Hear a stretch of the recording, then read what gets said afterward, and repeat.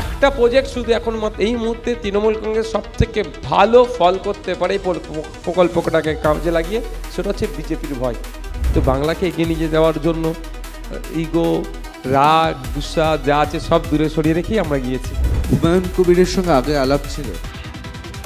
একটা উন্নতি হয়েছে, সেটা কি পাড়াতে পাড়াতে মদের চাষ করে দিয়েছে, মানে মদের ফ্যাক্টরি বানিয়েছে, মদের দোকান করে দিয়েছে। Fake SC certificate, fake ST সার্টিফিকেটের বিরুদ্ধে সব থেকে বেশি আওয়াজ যদি কোনো রাজনৈতিক দল তুলে থাকে সেটা হচ্ছে আইএসএফ। আসন কি বদলানো হবে না ভাঙড় থেকেই লড়াই হবে? আমি একদম অন ক্যামেরা বলছি, আমি এটা নিশ্চিত 2026-এর বিধানসভা নির্বাচনে 2021-এ যেভাবে সংখ্যালঘু বা সংখ্যাগুরু যারা ভোট দিয়েছিলেন তৃণমূল কংগ্রেসকে, তারা প্রত্যেকেই মুখ ফিরিয়ে নেবে। আমি ঋতব্রত ভট্টাচার্য, শুরু করছি বাংলাহান প্রেজেন্টস টাফ টক। আজকে টাফ টক অত্যন্ত গুরুত্বপূর্ণ এই কারণে, তার কারণ বাংলার অন্যতম সুদর্শন তরুণ রাজনীতিবিদ, এমএলএ, আইএসএফের প্রধান কর্ণধার নওশাদ সিদ্দিকী শুধুমাত্র টাফ টকে আছেন সেই জন্যে নয়।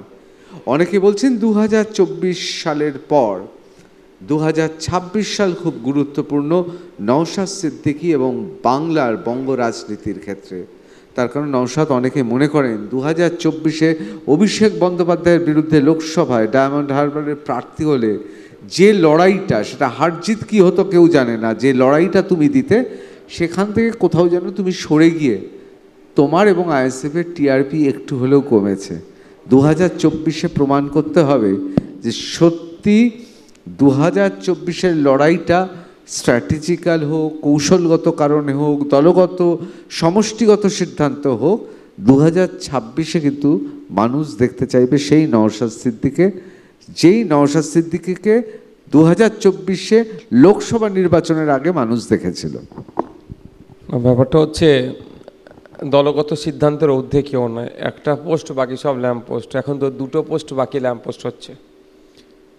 আমরা আমাদের দলের নিশ্চিতভাবে কিছু ক্রাইটেরিয়া আছে, আপনি শুনলে অবাক হবেন। আমি ক্লারিফিকেশান দিচ্ছি না, বাস্তবটা বলছি। 2024 লোকসভা নির্বাচনে আমাকে কন্টেস্ট করা থেকে বিরত রেখেছে। আমার পার্টির একটা অংশ বলেছিল আমি বসিরহাট থেকে কন্টেস্ট করি, বেশ কয়েকজন আমার বলেছিল বারাসাত থেকে কন্টেস্ট করি, সেটা আপনিও জানেন, বারাসাতের ব্যাপারটা একটু জানতেন। কিন্তু আমাকে টোটালি কন্টেস্ট করা থেকে বিরত রেখে 117টা আমি জনসভা করেছিলাম লোকসভা পিরিয়ডে, 117টি জনসভা। তারপরে আপনার আপনার র্যালি ট্যালি তো আছেই। পার্টি আমাকে যে কাজটা করেছে, পার্টি যেটা নির্দেশনা দিয়েছে সেটা আমাকে মানতে হবে। তবে আগামী দিনে পার্টির নির্দেশনা মেনেই আমরা চলবো। তবে বাংলার মানুষ এটা স্পষ্ট যে বিগত 5 বছর, 4.5 বছর আমার এমএলএশিপ চলছে, তার আগে কিছুদিন আগে যে লড়াইটা আমরা তৃণমূলের এবং বিজেপির বিরুদ্ধে শুরু করেছিলাম, এখনও কিন্তু একই জায়গায় আছি। 1 ইঞ্চি কিন্তু আমরা লড়াই থেকে পিছিয়ে আসিনি, এটা বাংলার মানুষ বুঝতে পারছে। কিন্তু কোথাও মনে হচ্ছে 2026-এ এই লড়াইটা একটা মাইলস্টোন হতে পারে। অবশ্যই প্রত্যেকটা লড়াইকে তো আমরা মাইলস্টোন করার জন্যই লড়াইয়ে নামি। তো মানুষের উপরে টোটাল নির্ভর করে আপনি আমি কি রেজাল্ট করব। এখনোর জন্য যে আপকামিং অ্যাসেম্বলি ইলেকশন আসছে, সেটাও মানুষের উপর আমি ছেড়ে রাখছি। হ্যাঁ, মানুষের কাছে যাব, মানুষ যদি সুযোগ দেয় ইতিহাস তৈরি হবে। কে প্রথম কাছে এসেছিল? কে প্রথম কাছে এসেছিল, সেলিম দা না হুমায়ুন কবির না তুমি? না দেখুন, আমরা যাবতীয় ইগোকে ছড়িয়ে রেখে, তখন তো হুমায়ুন কবির সাহেবের পার্টিও লঞ্চ হয়নি, আমরা বামেদের কাছে গিয়েছি, তাদেরকে জানিয়েছি, কংগ্রেসকেও জানিয়েছিলাম, আমরা আগিয়ে গিয়েছি। কারণ এখানে ইগোর থেকে বড়, এখানে ইগোকে আমাকে সাইডে রাখতে হবে। কারণ আমি যদি ইগো দেখিয়ে রাখি, একদিকে বাংলাকে বাঁচাতে হবে। শিক্ষা, স্বাস্থ্য, কর্মসংস্থান, শিল্প, বাংলা আজকে পিছিয়ে, কোন জায়গায় দুরবস্থায় বাংলা। শিক্ষিত বেকার যুবতীরা আজকে দেখুন দ্বিধাগ্রস্তের মধ্যে আছে, চাকরি নাই। ইভেন আজকে দেখুন মাধ্যমিক পরীক্ষা হচ্ছে, আপনি ছেলের তুলনায় মেয়েরা বেশি পরীক্ষা দিয়ে এক্সাম দিচ্ছে। কিন্তু এমনি যদি দেখি অ্যাভারেজ 49% মহিলা, 51% পুরুষ, এটা অ্যাভারেজ হয়। তাহলে তাহলে ছেলেদের ভবিষ্যৎটা তারা কাজের দিকে চলে যাচ্ছে, কোথায়? বাংলাতে নয়, বাংলার বাইরে চলে যাচ্ছে। এই যে দুরবস্থা, বাংলা এগিয়ে নয়, বাংলা পিছিয়ে আসছে। তো বাংলাকে এগিয়ে নিয়ে যাওয়ার জন্য ইগো, রাগ, গুসা যা আছে সব দূরে সরিয়ে রেখেই আমরা গিয়েছি। হুমায়ুন কবিরের সঙ্গে আগে আলাপ ছিল? হ্যাঁ, বিধানসভার মধ্যে হুমায়ুনদার থেকে শুরু করে আরও যে সমস্ত আছে, আপনার বেলডাঙ্গার আছে, রেজিনগরের আছে, দমকলের ছিলেন, উনি তো মারা গিয়েছেন, মুর্শিদাবাদ, মালদা, মানে বিধানসভার মধ্যে 2-4টে এমএলএ ছাড়া কম বেশি সবার সাথে আমার খুব ভালো পরিচিতি। কোথাও কি মনে হচ্ছে যে হুমায়ুন কবিরকে মুর্শিদাবাদ, মালদার যারা সংখ্যালঘু, মানে ওখানকার এখন সংখ্যাগরিষ্ঠ, সোজাসুজিভাবে বললে বাঙালি মুসলিমদের মধ্যে তার একটা আলাদা যা গ্রহণযোগ্যতা আছে? দেখুন, কতটা গ্রহণযোগ্যতা আছে এখনই তো আমি মাপতে পারবো না। প্যারামিটার হিসাবে যে বেশ কটা থাকে, তার মধ্যে একটা হচ্ছে ভোট। একটা নির্বাচন পার হলেই বোঝা যাবে। মানুষ এখন অবশ্যই মানে তাকে সব অন্যান্য মানুষকে, এখন বিরোধীদের যেখানেই প্রোগ্রাম হচ্ছে দেখুন ব্যাপক হারে মানুষের উপস্থিতি লক্ষ্য করা যাচ্ছে। সে আইএসএফও যদি মালদা মুর্শিদাবাদে প্রোগ্রাম করে, সেখানেও হচ্ছে, কংগ্রেস করছে, কংগ্রেস লেফট ফ্রন্ট করছে, বা হুমায়ুন সাহেব করছেন, আরও যে সমস্ত রাজনৈতিক দল যারা বিরোধী, তাদের প্রত্যেকের প্রোগ্রামে কিন্তু ব্যাপক হারে মানুষ আসছে। কিন্তু কতটা মানুষ ভোটে ট্রান্সফার করবে, তার মানে ভোট বাক্সে ট্রান্সফার করবে আশাটাকে, সেটা রেজাল্টের পরেই বোঝা যাবে। অনেকে আছেন যারা বলা যেতে পারে বেশ ক্ষমতাশালী, তারা বাইরে থেকেও বিভিন্ন জায়গা থেকে তারা অর্থ পান, বিভিন্ন জায়গা থেকে। এখন তারা বিরোধী, নিশ্চয়ই বিরোধী, তারা নিশ্চয়ই ক্ষমতার কেন্দ্রে থাকেন। তা সেই সব জায়গাগুলো তো আপনারা সমস্ত খবর পান, এগুলো কেন আপনারা এক্সপোজ করেন না? যে এই যে বাইরে থেকে বিভিন্ন ফান্ডে টাকা আসে, বিভিন্ন জায়গা থেকে টাকা আসছে, এরকমও তো হচ্ছে রাজ্যেতেও, যারা খুব মানে যারা খুব ক্ষমতাশালী এখন। তা এইগুলো কি তথ্য প্রমাণ অনেক সময় পাওয়া যায় না বলে? না, দেখুন, এফসিআর ছাড়া বাইরে থেকে টাকা আসে, বাইরে আপনি ইন্ডিয়ার বাইরের কথা বলছেন তো নাকি? এফসিআর ছাড়া তো আমার মনে হয় ওরকমভাবে আসা সম্ভব নয়। আর এফসিআরে আসলে আমার থেকে আগে ভারত সরকার জানবে। ইললিগালি যে কোনো টাকা যদি আসে, তার আমি চরম বিরুদ্ধে। আমি যদি সে বিষয়ে জানি, নিশ্চিতভাবে আমি এক্সপোজ করব। আমার কাছে ওই ধরনের কোনো ইনফরমেশান নাই যে ইললিগালি কোনোভাবে আসছে। আর লিগালি যদি আসছে, সেটা হচ্ছে এফসিআর, সেটা তো ভারত সরকার আগে জানবে। না, কোথাও তো বিভিন্ন জায়গা থেকে ফান্ড ঢুকছে। আমি বলছি যে কোথাও কি এটা মনে হচ্ছে যে এখানে সংখ্যালঘু, সংখ্যাগরিষ্ঠ, তাদের মধ্যে বিবাদ, এই বিবাদটা তো অনেকে চাইছেও। যদি কেউ ফান্ড ঢুকিয়ে বিবাদ করার কথা আপনি যেটা বলছেন, সে সংখ্যালঘুদেরকে দেবে বা সংখ্যাগুরুদের, যাই হোক না কেন, আমি তার বিরুদ্ধে, এবং সেটাকে যদি আমি জানি এক্সপোজ করব। কারণ আমার হচ্ছে আমাদের পশ্চিমবাংলার ঐতিহ্য, পশ্চিমবাংলার কৃষ্টি, কালচার, সম্প্রীতি আজকে সারা ভারতবর্ষ নয়, সারা দেশকে আমরা বার্তা দিই। সেই আমাদের পশ্চিমবাংলা, যেন নজরুলের বাংলা, রবি ঠাকুরের বাংলাতে সাম্প্রদায়িক সম্প্রীতি বিঘ্ন ঘটবে। সাম্প্রদায়িক বাংলাটা কি এখনো রবি ঠাকুর, নজরুলের বাংলা, নাকি এটা এখন মানে যে কোনো মুহূর্তে দাঙ্গার মতো ঘটনা ঘটতে পারে? দেখুন, রাজনৈতিক কারবারিরা রবি ঠাকুর বা কাজী নজরুল ইসলামকে তারা সাইড করে দিতে চাইছে, কিন্তু আমরা তার উত্তরসূরি। আমরা সেটাকে কোনোদিনের জন্য তাদের অবদান, স্বাধীনতা সংগ্রামী থেকে শুরু করে যারা আছেন, শহীদ গোপীনাথ সাহা 19 বছর বয়সে জীবন উৎসর্গ করেছে দেশের জন্য। বাঙালি, আমাদের পশ্চিমবাংলার, আমাদের হুগলি জেলার শ্রীরামপুরে যার বাড়ি, যারা দেশের জন্য জীবন উৎসর্গ করলো, আমাদের বাংলার তারা গর্বের। সেই গর্বের মাটিতে অন্য কেউ কিছু করবে, আমাদেরকে সর্বোচ্চ চেষ্টা করতে হবে আটকানোর জন্য। এবার রাজনৈতিক কারবারিরা তাদের রাজনৈতিক স্বার্থ চরিতার্থের জন্য ধর্মীয় বিভাজন করার চেষ্টা করছে। তারা শুধু ক্ষমতার মসনদে থাকতে চাইছে বা ক্ষমতায় কেউ আসতে চাইছে, কিন্তু এন্ড অফ দ্য ডে ক্ষতিগ্রস্ত হবে সাধারণ মানুষ। সাধারণ মানুষ যাতে সচেতন হয়, ভালো থাকে, তার জন্য আমাদের প্রচেষ্টা। মোগল সাম্রাজ্যের পতনের যেমন অনেকগুলো কারণ আমাদের পড়তে হতো, 11টা থেকে 12টা কারণ, সেরকম বাম শাসন ব্যবস্থার পতনেরও অনেকগুলো কারণে একটা কারণ, খুব জোরালো কারণ, সেটা হচ্ছে সাচ্চার কমিটির রিপোর্ট। এবং তৎকালীন সংখ্যালঘুরা তারা শিউরে উঠেছিলেন, এমনকি সংখ্যাগরিষ্ঠ মানুষও শিউরে উঠেছিলেন। যেটা ভাবা হয়েছিল সেই উন্নয়নটা হয়নি। কোথাও কি মনে হচ্ছে এই মুহূর্তে দাঁড়িয়ে, আমাদের হাতে তো কোনো সাচ্চার কমিটির রিপোর্ট নেই, কিন্তু বিভিন্ন জায়গায় বিভিন্ন রিপোর্ট আছে। বিধানসভাতে তুমি নিজেও অনেক সময় অনেক প্রসঙ্গ উত্থাপন করেছো।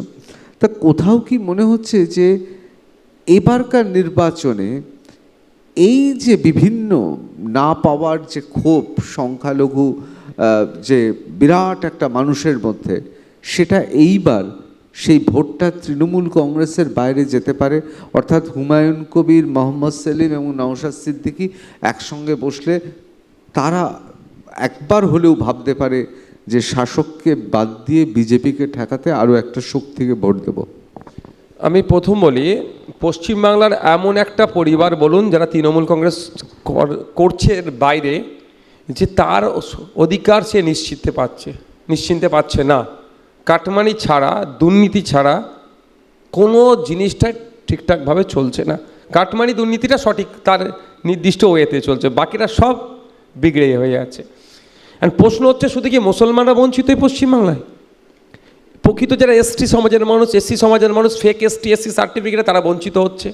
ওবিসি নিয়ে যা ইচ্ছা তাই হচ্ছে। এখন স্পেসিফিক্যালি যেটা আপনি বলছেন মুসলিমদের কথা, আমি তো 1 বছর আগে একটা চ্যালেঞ্জ করেছিলাম রাজ্য সরকারের কাছে, যে আপনি সাচার কমিটির সুপারিশ, এই সাচার কমিটির রিপোর্ট দেখিয়ে ক্ষমতায় এসেছেন মুসলিমদের ভোট নিয়ে। আমি হিন্দু মুসলিম ভোট ভাগ করতে চাই না, প্রসঙ্গ আসছে বলে আমি বলছি যে আপনার যদি সৎসাহস থাকে একটা রিপোর্ট পেশ করুন।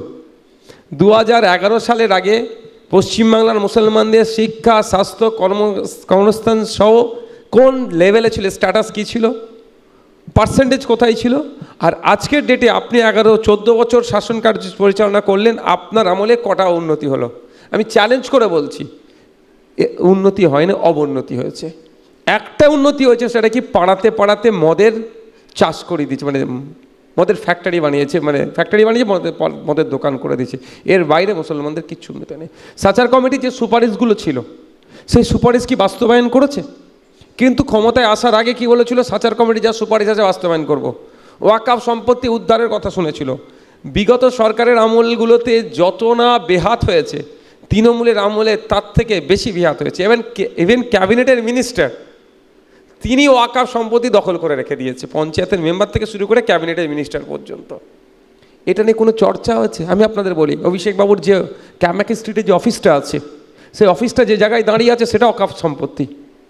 তো এইভাবে শোষণ হয়েছে শুধু। আর একটা প্রজেক্ট শুধু এখন তৃণমূলের কাছে আছে, মুসলমানদের ভোট পাওয়ার।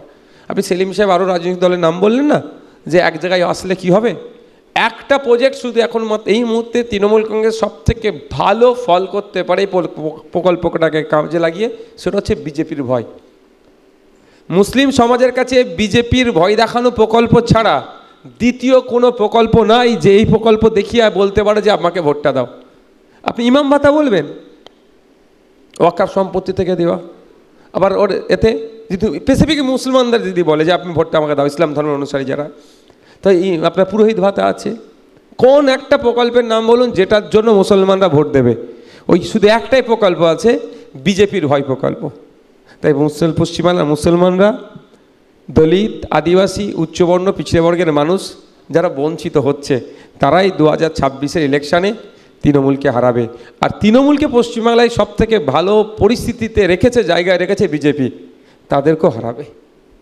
না, এটা তো বিশ্বাস করে অনেকে যে সংখ্যালঘু ভোটের একটা বিরাট অংশ ভোট দেয়, যেটা বললে বিজেপির ভয়, অর্থাৎ বিজেপির ভয় তৃণমূল কংগ্রেসকে ভোট দেয়। কিন্তু হুমায়ুন কবির, মোহাম্মদ সেলিম, মানে আমি সিপিআইএম বলছি, এবং নওশাদ সিদ্দিকী মানে আইএসএফ বলছি, হুমায়ুন কবিরের পার্টি জুপ যে ইউপি, একসঙ্গে যদি দাঁড়ায়, তাহলে বাংলার মুসলিম তৃণমূল ছেড়ে কেন এই জোটের প্রার্থীকে ভোট দেবে? শুধু মুসলমানদের কথা কেন বলছেন? এই জোটকে অন্যরা ভোট দেবে না? যদি জোট হয়, প্রসঙ্গক্রমে বলছি, অন্যজনরা ভোট দেবে না? ফেক এসটি সার্টিফিকেট বাতিলের জন্য আইএসএফের থেকে বেশি কোনো রাজনৈতিক দল পশ্চিমবাংলায় আওয়াজ তোলেনি। ক্যামেরা রেকর্ড হচ্ছে, আপনি প্রমাণ চ্যালেঞ্জ কেউ করে, আমি চ্যালেঞ্জ করতে প্রস্তুত আছি। ফেক এসটি সার্টিফিকেটের বিরুদ্ধে সব থেকে বেশি আওয়াজ যদি কোনো রাজনৈতিক দল তুলে থাকে, সেটা হচ্ছে আইএসএফ। তাহলে আইএসএফকে কেন এসসি সমাজের মানুষ ভোট দেবে না? আমার প্রশ্ন এটাই। শুধু মুসলমানদের ভোট আমরা কেন পাবো? ওবিসি নিয়ে যেভাবে রঙ্গনাথ মিশ্র কমিশনের যে সুপারিশ ছিল, 15% সংরক্ষণের কথা বলা হয়েছে, তার মধ্যে 10% সংখ্যালঘু মুসলমানদের কথা বলা হয়েছে, আজ 5% আদার্স সংখ্যালঘুদের কথা বলা হয়েছে, যে উচ্চশিক্ষায় এবং চাকরির ক্ষেত্রে 10% সংখ্যালঘু মুসলমানদের যদি দেওয়া হয় তাহলে তারা মূল স্রোতে আসবে। সেটা কি মানা হচ্ছে? বাকি আর 5% যেটা, সেটাও মানা হচ্ছে না। তো ওই 10% আর 15% সংরক্ষণের জন্য আওয়াজ তো আমরাই তুলছি, অন্যরা কতটা তুলছি বলতে পারবো না। তাহলে শুধুমাত্র মুসলমান সংখ্যালঘু, বাকি সংখ্যালঘু সমাজে যারা আছে কেন ভোট দেবে না? এটা হয়তো কেউ করতে চাইছে, কিন্তু আমাদের কনফিডেন্স যে আমরা মানুষের জন্য কথা বলছি, যারা অত্যাচারের শিকার হচ্ছে তাদের পাশে থাকছি, যারা অত্যাচার করছে তাদের বিরুদ্ধে কথা বলছি। এবার অত্যাচারের শিকার হচ্ছে কোথায়? যেমন আপনার বিষ্ণুপুরে বিদ্যুৎ মণ্ডল, তার বাড়িতে যেমন আমরা পৌঁছাচ্ছি, ঠিক তেমন আনিস খানের বাড়িতেও পৌঁছাচ্ছি। স্বাভাবিকভাবে আমরা ধর্ম বর্ণ দেখে কারা আক্রান্ত হচ্ছে তাদের পাশে দাঁড়াচ্ছি না। বকটুয়ে যেমন দাঁড়িয়েছি, আমরা চলে যাচ্ছিলাম কোথায় চোপড়াতে, সেখানে চা বাগানে ওখানে আদিবাসীদের প্রায় 30 থেকে 40টা বাড়ি পুড়িয়ে দিয়েছিল, কোনো রাজনৈতিক দল পৌঁছায়নি, আইএসএফ, আমি পৌঁছেছিলাম সেখানে, তাদের পাশেও দাঁড়াচ্ছি। তো এই যে আমাদের প্রায় 4.5 বছর ধরে আমি বিধায়ক হওয়ার পরে বা আগে থেকে আমাদের পার্টি যে কাজগুলো করছে, নির্দিষ্ট কোনো ধর্মের জন্য নয়, কোনো বর্ণের জন্য নয়, কোনো জাতের জন্য নয়, মানুষের জন্য কাজ করছে। আর আমাদের বিশ্বাস মানুষই আমাকে ভোট দেবে, কোনো কম্পিউটার এআই আমাকে ভোট তার আমি চাই না। আমি একদম মানে কারোর ব্যক্তিগত নাম নিয়ে বলছি না, কিন্তু একদিকে যেমন আপনারা 3 জন রয়েছেন, মানে আপনাদের পার্টি রয়েছে, আপনাদের একটা রাজনৈতিক একটা প্ল্যাটফর্মের কথা বলছেন, অন্যদিকে তো ববি হাকিম রয়েছেন, জনাব সিদ্দিকুল্লাহ রয়েছেন, এবং আপনার মানে পীরজাদা তোয়া সিদ্দিকী, আপনার তো সম্পর্কে কাকা হন, তিনি তো পরিষ্কার বলেছেন যে আমরাই ঠিক করব বাংলায় কে গদিতে বসবে। তিনি তো বলেছেন, এই ফুটেজটা তো আমরা সবাই দেখেছি। আমার প্রশ্নটা হচ্ছে, এদের ছেড়ে মানে পীরজাদা তোহা সিদ্দিকী, সিদ্দিকুল্লাহ সাহেব, ববি হাকিম মানে ফিরাদ হাকিম, এদের ছেড়ে আপনারা পারবেন যে সংখ্যালঘুর ভোটকে এবার ঘোরাতে? দেখুন, আপনি আমার কাকা মানে চাচা জানের কথা বলছেন, তিনার রিসেন্ট বক্তব্য মনে হয় আপনি ব্যস্ততার কারণে দেখেছি, তিনি নিশ্চিতভাবে তার বক্তব্য শুনবেন। থাকছে ফিরাদ হাকিম সাহেব, থাকছে সিদ্দিকুল্লাহ চৌধুরী সাহেব, আরও কিছু। আমি সিদ্দিকুল্লাহ চৌধুরী সাহেব বা ফিরাদ হাকিম সাহেবরা সমাজের জন্য, নট অনলি মুসলিম সমাজকে কি দিয়েছে আমি প্রশ্ন যদি করি, উত্তর দিতে পারবেন তারা? কোনো উত্তর আছে তাদের কাছে? উত্তর নাই। স্বাভাবিকভাবে কোন মুখে তারা ভোটটা চাইবে?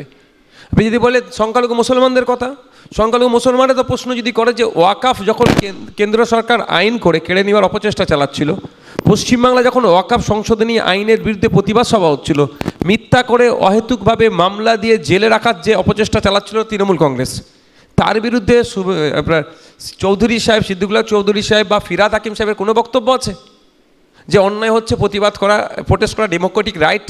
আবার মাদ্রাসা মসজিদ কবরস্থানের জায়গা কেড়ে নিচ্ছে, প্রোটেস্ট করতে দেওয়া হোক, তবে হ্যাঁ পিসফুলি, এতটুকু কথা বলেছে।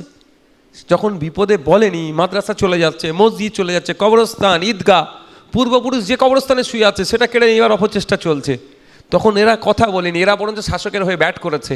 ভোটের সময় আসলে তো উত্তর দেবে। আমি তো বলছি না আমি মিরাক্কেল কিছু ঘটিয়ে দেবো যে আমাকে ভোট দেন, আমি কবরস্থানগুলোর পরিবর্তে সব মার্বেল লাগিয়ে দেবো, এটা তো বলছি না আমি। যে আমাদের বক্তব্য কি, আপনারা আমাকে ভোট যদি দেন, আমাদেরকে দেন, আমরা কি দিতে পারি? আপনার যে নাগরিক অধিকার যেটা পাচ্ছে না সেটা আমরা প্রোভাইড করব। এবারের মধ্যে অনেক বিস্তারিত ব্যাখ্যা আছে, যেটা আমি 2-3টে বলি। আজকে দেখেন, বলুন তো, স্কুলে গেলে টিচার নাই, শিক্ষার পরিকাঠামো আছে? শুধুমাত্র ওটা ক্যান্টিন ছাড়ার কোন জিনিসটা আছে বলতে পারবেন? শিক্ষার পরিকাঠামো নেই, শুধু এই মিড ডে মিল খাওয়া হচ্ছে চাচ্ছিলাম। শিক্ষক নেই, চক নেই, ডাস্টার নেই, পড়ার পরিবেশ নেই, ধ্বংস হয়ে যাচ্ছে। আমরা বলছি কি আমাদের সুযোগ দিলে শিক্ষার পরিকাঠামোটা ফিরিয়ে আনবো। এবার এই যে শিক্ষার পরিকাঠামোটা থেকে বঞ্চিত হচ্ছে কারা হচ্ছে? মুসলিম সমাজের মানুষ, দলিত, আদিবাসী, পিছিয়ে বর্গের, যারা আর্থিকভাবে দুর্বল, যাদের ছেলেগুলোকে প্রাইভেট স্কুলে পড়াতে পারছে না। তো আমরা শুধু মুসলমানদের জন্য লড়াই নামছি না, বা শুধু হিন্দুদের জন্য নয়, আমরা মানুষের জন্য লড়াই নামছি। অবশ্যই অবশ্যই। তো হসপিটালে দেখুন আজকে সরকারি ট্রিটমেন্ট আছে না? আমরা কি নির্বাচনের আগে আমাদের সবার তো একটা ভোট কেন্দ্রিক চিন্তাভাবনা আছে, সবাই জানতে চায় কে জিতবে, কে হারবে, কে আসবে, কে কত ভোট পাবে। কিন্তু একটা জিনিস কি এটা পরিষ্কার যে সংখ্যালঘু যে ভারতীয় জনতা পার্টির বিরুদ্ধে তৃণমূলকে বিশ্বাস করত, তাই ভোট দিত বিজেপিকে আটকাতে। এটা আমরা বারবার দেখেছি। এইবার সেই শতাংশটা কমে যাবে মনে হচ্ছে। মানে ভারতীয় জনতা পার্টির সঙ্গে টিএমসি সেটিং আছে কি নেই আমি এ প্রসঙ্গে যাচ্ছি না, বহু চর্চিত প্রসঙ্গ, কিন্তু এবার ভারতীয় জনতা পার্টিকে আটকাতে শুধু তৃণমূলকে ভোট দেবে সংখ্যালঘু বিরাট অংশের মানুষ, নাকি এবার অন্য কাউকেও ভোট দিতে পারে, আইএসএফ, সিপিএম? আপনার কথার সাথে আমি 100% আপনাকে আমি ইনশিওর করতে পারি যে 2021-এর নির্বাচনটা যেভাবে বিজেপি তৃণমূল বাইনারি তৈরি করে এনআরসি সিএ করে দেশ থেকে তাড়িয়ে দেবার গল্প শুনিয়ে, একজন বলেছে তাড়িয়ে দেবো, একজন বলেছে রাখে দেবো, এই গল্প শুনিয়ে নির্বাচনী বৈতরণী পার করেছে। আর 2026-এ নির্বাচনী বৈতরণীর পার করার জন্য এসআইআর, এই গল্প কিন্তু আর সংখ্যালঘু সমাজের মানুষ খাবে না। কারণ বিজেপিকে আটকানোর জন্য ভোট দিয়েছে, এটা দিনের আলোর মতো পরিষ্কার সংখ্যালঘুদের যে হেভি অংশ। আর পশ্চিমবাংলার সম্প্রীতিতে বিশ্বাসী, ঐক্যে বিশ্বাসী যে বিজেপি এই দল আসলে পশ্চিমবাংলার সম্প্রীতি ঐক্য বিনষ্ট হবে, ঐতিহ্য ক্ষুণ্ণ হবে, ওকে আটকাও। ওই জন্য অনেকে নো ভোট টু বিজেপি বলেছিলেন, তারাও আজকে হাত কামড়াচ্ছে কী কথা বলেছি। কারণ বিজেপি না এসে যে কাজগুলো পশ্চিমবাংলায় হচ্ছে, বিজেপি উত্তরপ্রদেশের থেকে ওই কাজগুলো করায়নি। এটা ধর্মনিরপেক্ষ রাষ্ট্র আমাদের একটা অঙ্গরাজ্য আমাদের পশ্চিমবাংলা, সরকারি টাকায় ধর্মস্থান তৈরি হবে। আজকে অযোধ্যাতে রাম মন্দির তৈরি হয়েছে, জগন্নাথ দেবের যে মন্দিরটা হয়েছে, এটা কি তাহলে বলছেন যে একটা বিরাট সংখ্যক সংখ্যালঘু ভাই বোনেরা এটা ভালো চোখে সংখ্যা গুরু ভাইরা ভালোভাবে দেখেনি, সংখ্যা গুরু ভাইরাও ভালোভাবে দেখেছে কি? আমি বলছি, আমি অনেকের সাথে কথা বলেছি, আমি গাড়ির কাঁচটা নাবিয়ে ঘুরি সবসময়, কাঁচ আমি বেশি তুলি না, এই মানে কি চলছে জানার জন্য মানুষের সাথে হাই হ্যালো করি, সিগন্যাল থেকে শুরু করে রেলওয়ের ফটকে যখন দাঁড়িয়ে হাই হ্যালো করি। এটা কি ভালোভাবে নিচ্ছে? এটা সরকারের কাজ হতে পারে না। আবার দেখুন, আমি যেমন এই জগন্নাথ ধাম থেকে শুরু করে এই নিউ টাউনে আপনার দুর্গা অঙ্গন থেকে শুরু করে মহাকাল মন্দিরে যেটা আছে, আমি চরম বিরোধিতা করছি। আবার সরকারের একটা ভালো কাজের সুনাম করছি, নাহলে বলবেন আপনি কি এর কী চিন্তা ভাবনা নিয়ে চলছে। মন্দির করেছে বলে আমি বিরোধিতা করছি না, সরকারি টাকায় ধর্মস্থানের আমি বিরুদ্ধে। কিন্তু সরকারের টাকায় ধর্মস্থানে যাচ্ছে, তার জন্য একটা ব্রিজ তৈরি হচ্ছে 1700 কোটি টাকা দিয়ে। আমি এটাকে স্বাগত জানাচ্ছি, এটাকে আমি গ্রহণ করছি, এটাকে আমি সাবাসি দিচ্ছি। কারণ মুড়িগঙ্গার ব্রিজ ছিল না, লঞ্চে যেত, যে কোনো সময় ওখানে বিপদ হলে বড় দুর্ঘটনা ঘটে যাবে তীর্থযাত্রীদের জন্য। তাদের সুবিধার্থে কি হচ্ছে, আপনি একটা ব্রিজ বানাচ্ছে, 1700 কোটি টাকা খরচ হচ্ছে। একবারের জন্য আমি বিরোধিতা করি না, আমি এটাকে স্বাগত জানাচ্ছি। এটাই সরকারের হওয়া দরকার। ধর্মস্থানে যাচ্ছে নাগরিক, তাদের নিরাপত্তাটা কতটা প্রোভাইড হচ্ছে কি হচ্ছে না, এটা দেখার দরকার। ধর্মস্থান তৈরি করা সরকারের কাজ নয়। এই যে কনসেপ্ট ঢুকিয়ে দেওয়া হচ্ছে, বিজেপি উত্তরপ্রদেশে, অসমে, গুজরাটে যেগুলো করতে পারেনি, পশ্চিমবাংলায় যারা ভোট দিয়ে বিজেপিকে আটকালো, তারা কিন্তু আজকে বুঝতে পারছে যে বিজেপির থেকে কোনো অংশে পিছিয়ে যাচ্ছে না। তাই আমাদের 2026-এর লড়াই শুধুমাত্র বিজেপিকে হারানো নয়, বা তৃণমূলকে শুধুমাত্র হারানো লড়াই নয়। আমরা আদর্শগতভাবে বিজেপি এবং আরএসএসের বিরুদ্ধে, রাজনীতিগতভাবে এবং আদর্শগতভাবে এদের বিরুদ্ধে, যেমন তৃণমূলের বিরুদ্ধে একইভাবে। তো সুতরাং আমাদের 2026-এর লড়াই বিজেপি এবং তৃণমূলের বিরুদ্ধে। এই দুটো শক্তিকে অপ্রাসঙ্গিক যতক্ষণ না করতে পারছি পশ্চিমবাংলায়, শিল্প কলকারখানা থেকে শুরু করে শিক্ষা, সম্প্রীতি, ঐক্য, যেটা আমাদের পশ্চিমবাংলার মাটি মানে এক কথায় রবীন্দ্রনাথের মাটি, নজরুলের মাটি, এই মাটিকে যারা বিষাক্ত করতে চাইছে, তাদের হাত থেকে বাংলাকে বাঁচানো যাবে না। আমার শেষ প্রশ্ন আরও একবার জিজ্ঞেস করব, আপনি এবার নিশ্চিত যে 2026-এর বিধানসভা নির্বাচনে তৃণমূল কংগ্রেস যে পরিমাণ সংখ্যালঘু ভোট পেত, এবার একটা বিরাট অংশের সংখ্যালঘু ভোট মুখ ফিরিয়ে নিয়েছে? আমি একদম অন ক্যামেরা বলছি, আমি এটা নিশ্চিত 2026-এর বিধানসভা নির্বাচনে 2021-এ যেভাবে সংখ্যালঘু বা সংখ্যাগুরু যারা ভোট দিয়েছিলেন তৃণমূল কংগ্রেসকে, তারা প্রত্যেকেই মুখ ফিরিয়ে নেবে। আর স্পেসিফিক যেহেতু আপনি প্রশ্ন করেছেন, সংখ্যালঘু, শুধু সংখ্যালঘু নয়, সংখ্যালঘু মুসলমানরাও এই তৃণমূল কংগ্রেসের এই দ্বিচারিতার জবাব দেবে। কারণ সে দুর্গাপুর গরুকাণ্ড থেকে শুরু করে আপনার এই খোদারবাজার, বারাইপুরে একের পর এক মব লিঞ্চিং হয়ে যাচ্ছে। মব লিঞ্চিং অ্যাক্ট অনুযায়ী, তাদের ধারা অনুযায়ী কেস দিচ্ছে না, দুদিন পরে জামিন দিয়ে নিচ্ছে। এই যে অন্যায়ভাবে, আর মুসলিম সমাজের ছেলেরা ওয়াকাফ নিয়ে প্রতিবাদ করতে নামলে তাদের মিথ্যা মামলাদের জেলে রাখছে।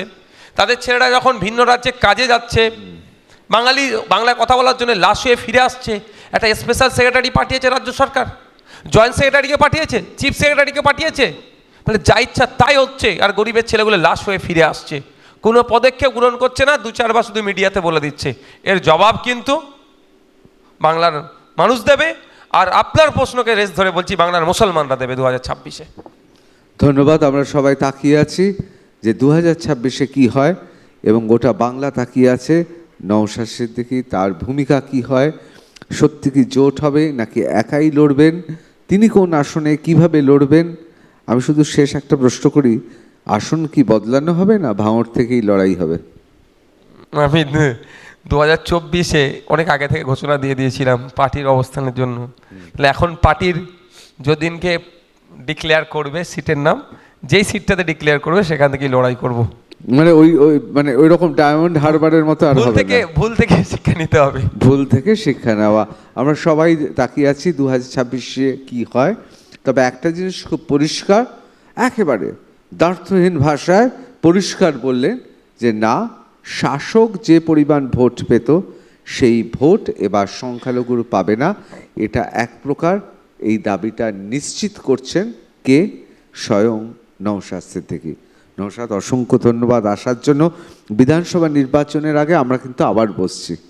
বাংলা হান প্রেজেন্ট টাফ টক এখানেই শেষ করছি। অন্যান্য খবরের জন্য আপনাদের চোখ থাকুক বাংলা হান্টে। আরো ভালো ভালো খবর দেখতে সাবস্ক্রাইব করুন বাংলা হান্টের ইউটিউব চ্যানেল।